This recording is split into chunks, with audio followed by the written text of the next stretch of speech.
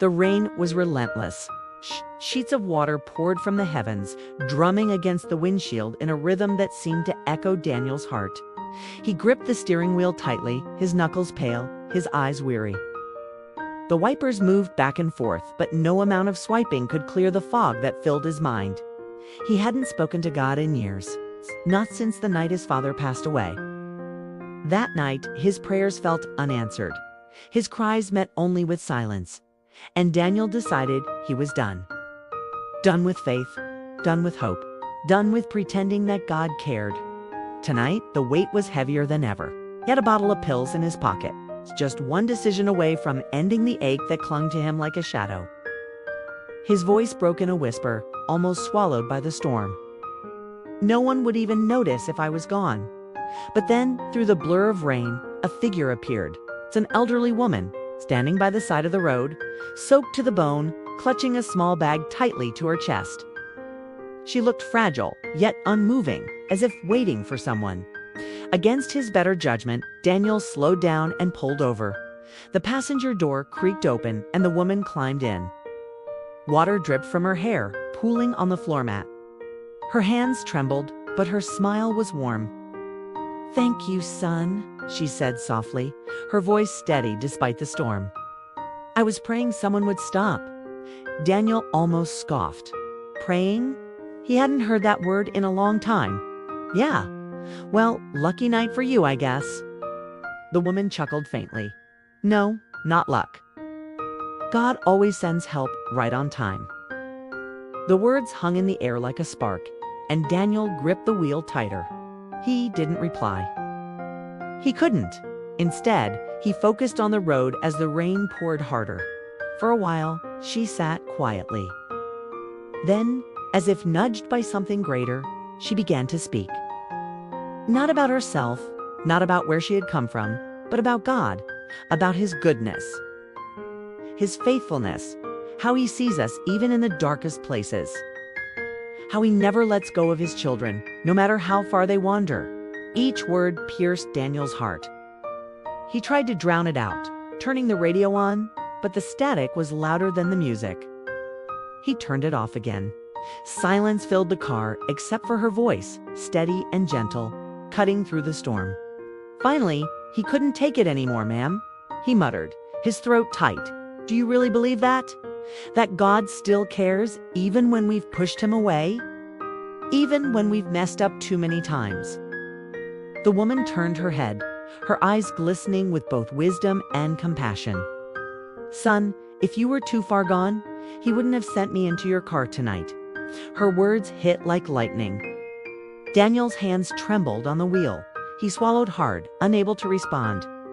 He pulled into her driveway, a small weathered house with a light glowing in the window. She placed a gentle hand on his arm before opening the door. God sees you, son. He hasn't forgotten you. It's closer than you think. She stepped out into the rain, her figure slowly disappearing toward the porch. Daniel sat there, frozen, the storm still raging around him.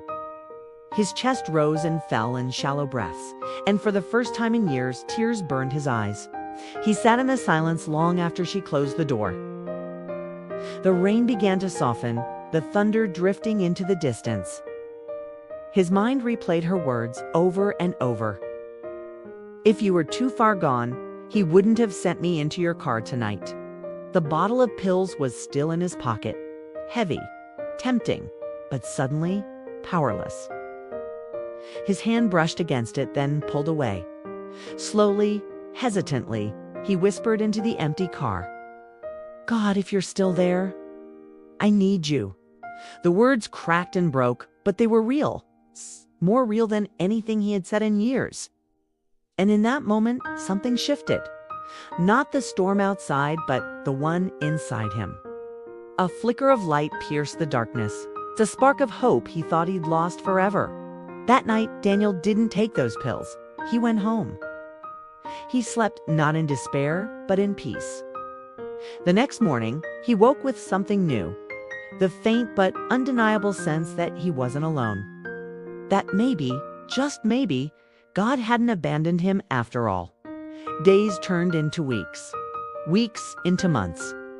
Daniel began to pray again, at first awkward and halting. But soon, they became conversations. He opened his Bible, the one that had collected dust for years. Words he had once ignored now came alive, meeting him where he was. He found himself drawn back into the presence of the God he had turned from, and yet who had never turned from him. And one day, Daniel drove back to that small, weathered house. He wanted to thank her, to tell her what had happened since that stormy night. But when he knocked on the door, a different face appeared. A young woman. "Can I help you?" she asked. Daniel hesitated. Yes. I gave a ride to an older lady a few months ago. She lives here, I think." The woman's eyes softened. "You must mean my grandmother. She passed away 2 weeks ago." Daniel's breath caught in his throat. Passed away. His mind swirled with questions, but before he could speak, the woman continued. "She told me once that God still had a purpose for you, that she was sent to remind you. She prayed for you every night after that storm." Daniel stood speechless, the weight of her words sinking in. Tears filled his eyes once more. It hit him fully now. That encounter wasn't chance. It wasn't coincidence. It was divine. A holy interruption.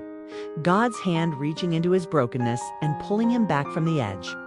Friend, maybe you're like Daniel. Maybe you felt forgotten, abandoned, too far gone. But hear this. God hasn't forgotten you. He sees you in the storm. He knows your pain. And he's closer than you think. Sometimes he sends a stranger. Sometimes he whispers through the quiet. But always, always, he calls you back to life.